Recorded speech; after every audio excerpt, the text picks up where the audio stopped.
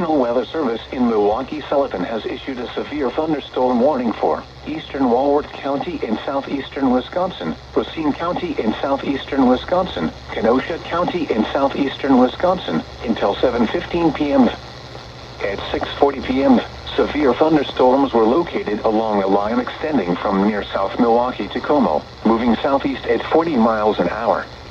Hazard, 60 miles an hour wind gusts and nickel-size hail. Source, radar indicated. Impact, expects damage to roofs, siding, and trees. Locations impacted include Kenosha, Racine, Mount Pleasant, Pleasant Prairie, Antioch, Elkhorn, Lake Geneva, Sturtevant, Union Grove, East Troy, Paddock Lake, Camp Lake, Wind Lake, Winthrop Harbor, Twin Lakes, Rochester, Raymond, Wheatland, Yorkville, and Genoa City. For your protection, move to an interior room on the lowest floor of a building.